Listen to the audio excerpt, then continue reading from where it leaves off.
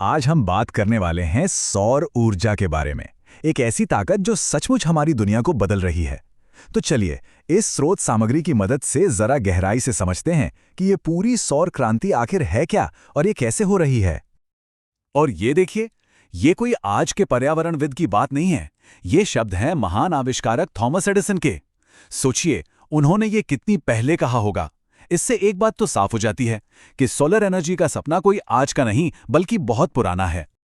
तो सवाल ये है कि आखिर अचानक से सोलर एनर्जी इतनी पॉपुलर क्यों हो रही है?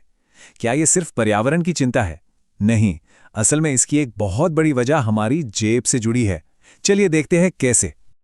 जरा इस चार्ट को देखिए, यहाँ एक बहुत ही दिलचस्प कहानी दिख रही है। ये जो नारंगी लाइन ऊपर जा रही है ना, ये है हमारी पारंपरिक बिजली की कीमत जो बस बढ़ती ही जा रही है। और वहीं दूसरी तरफ ये बैंगनी लाइन देखिए जो नीचे की ओर जा रही है। ये है सोलार पैनल लगाने का खर्च। ये कितनी तेजी से गिरा है और बस इसी वजह से सोलर एनर्जी आज पहले से कई ज्यादा सस्ती और एक समझदारी भरा विकल्प बन गई है। तो इस घटती लागत का सीधा असर पड़ता है असली फायदों पर। सोचिए, बिजली का बिल या तो बहुत कम हो जाए या फिर खत्म ही हो जाए। यही नहीं, भविष्य में बिजली की कीमतें कितनी भी बढ़ें, इससे सुरक्षा मिलती है। और तो और ये एक ऐसा निवेश है जो घर या प्रॉपर्टी की कीमत भी बढ़ा देता है। ठीक है, तो पैसे की बात तो समझ में आ गई, फायदे साफ दिख रहे हैं। लेकिन सवाल ये है कि ये सब होता कैसे है? ये जादू काम कैसे करता है? चलिए अब थोड़ा विज्ञान की दुनिया में चलते हैं और समझते हैं कि सूरज की रोशनी बिजली में बदलती कैसे है। अच्छा, तो जो सबसे कॉमन टेक्नोलॉजी है उसे कहते हैं फोटोवोल्टेइक या शॉर्ट में पीवी। जब भी कोई सोलर पैनल की बात करता है तो असल में वो इसी पीवी टेक्नोलॉजी की ही बात कर रहा होता है। इसका काम सीधा सा है, सूरज की रोशनी को पकड़ो और उसे बिजली में बदल दो। ये पूरा प्रोसेस ना बस 3 आसान स्टेप्स में हो जाता है। स्टेप 1, पैनल पर सूरज की रोशनी पड़ती है और वो डायरेक्ट करंट यानी डीसी बिजली बनाता है। स्टेप 2, ये डीसी बिजली एक छोटे से बॉक्स में जाती है जिसे इन्वर्टर कहते हैं। आप इससे सिस्टम का दिमाग समझ सकते हैं। इसका काम है डीसी को ऑल्टरनेटिंग करंट यानी एसी में बदलना। और स्टेप 3, बस हो गया। यही वो एसी पावर है जिसे हमारे घर के सारे पंखे, लाइट, टीवी सब कुछ इस्तेमाल करते हैं। यहाँ एक चीज समझना बहुत जरूरी है क्योंकि इसमें अक्सर लोग कंफ्यूज हो जाते हैं। देखिए, 2 तरह के सोलर टेक्नोलॉजी होती हैं। एक है फोटोवोल्टिक यानी पीवी और दूसरी है सोलर थर्मल।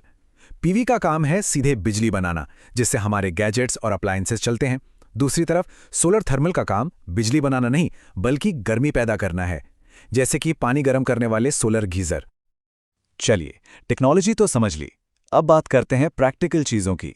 ये सिस्टम असल में हमारे घरों में लगते कैसे हैं और क्या-क्या ऑप्शंस होते हैं हमारे पास। आइए देखते हैं। मोटे तौर पर देखें तो 3 तरह के सिस्टम होते हैं। पहला है ऑन ग्रिड। ये सबसे कॉमन है। इसमें आपका सिस्टम बिजली ग्रिड से जुड़ा रहता है। जो फालतू बिजली बनती है वो ग्रिड में चली जाती है। दूसरा है ऑफ ग्रिड। ये उन जगहों के लिए है जहां बिजली की लाइन ही नहीं है। इसमें आपको सारी ऊर्जा बैटरी में स्टोर करनी पड़ती है। और तीसरा है हाइब्रिड। जैसा कि नाम से ही जाहिर है, ये दोनों का मिक्स है। ये ग्रिड से भी जुड़ा है और इसमें बैकअप के लिए बैटरी भी होती है। मतलब बेस्ट ऑफ बोथ वर्ल्ड्स। अब तक तो सब बहुत अच्छा लग रहा है ना? लेकिन एक पूरी और सच्ची तस्वीर देखने के लिए हमें कुछ मुश्किल सवालों के जवाब भी देने होंगे। क्या सोलर एनर्जी वाकई इतनी हरी है जितनी दिखती है? तो ये सवाल बहुत उठता है कि क्या सोलर पैनल बनाने का जो प्रोसेस है वो खुद पर्यावरण के लिए ठीक है? और ये एक बहुत ही ज़रूरी सवाल है जिस पर बात होनी चाहिए। और इसका सीधा और ईमानदार जवाब यह है कि हाँ, इसकी भी कुछ पर्यावरणीय कीमत चुकानी पड़ती है। इन पैनल्स को बनाने में काफ़ी एनर्जी लगती है।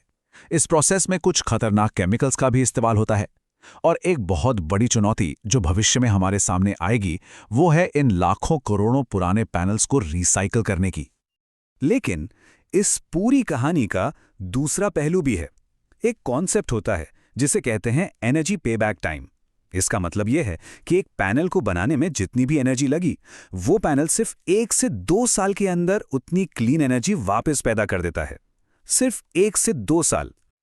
और अगर हम पूरी लाइफ साइकिल के कार्बन एमिशन की बात करें तो फासला जमीन आसमान का है। आप देखिए, कोयले से पैदा हुई बिजली सोलर के मुकाबले लगभग 25 गुना ज्यादा कार्बन छोड़ती है। 25 गुना। ये एक आंकड़ा ही काफी है पूरी कहानी बताने के लिए। तो ये तो हुई आज की बात। पर सोलर का भविष्य तो और भी ज्यादा रोमांच होने वाला है। चलिए एक नजर डालते हैं कि भविष्य में हमें क्या-क्या कमाल की चीजें देखने को मिल सकती हैं। भविष्य की टेक्नोलॉजी तो किसी साइंस फिक्शन फिल्म जैसी लगती है। सोचिए, पेरोव्स्काइट सेल्स जो आज के पैनल से कई ज्यादा बिजली बनाएंगे, वो भी कम खर्च में। ऐसे ट्रांसपेरेंट सोलर पैनल जो हमारी खिड़कियों पर लग जाएंगे और पूरी बिल्डिंग को पावर स्टेशन बना देंगे। ऐसे पैनल जो दोनों तरफ से रोशनी पकड़ेंगे।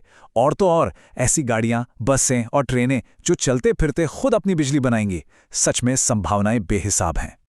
तो आखिर में बस इस एक बात पर सोचते हैं, सूरज सिर्फ 1 घंटे में हमारी धरती पर इतनी एनर्जी भेजता है जितनी हम सब इंसान मिलकर पूरे 1 साल में भी इस्तेमाल नहीं कर पाते। सिर्फ 1 घंटे में। तो अब सवाल ये नहीं है कि क्या हम इस ताकत को पकड़ सकते हैं। सवाल ये है कि हम इसे कितनी अच्छी तरह और कितनी जल्दी इस्तेमाल करना सीखते हैं।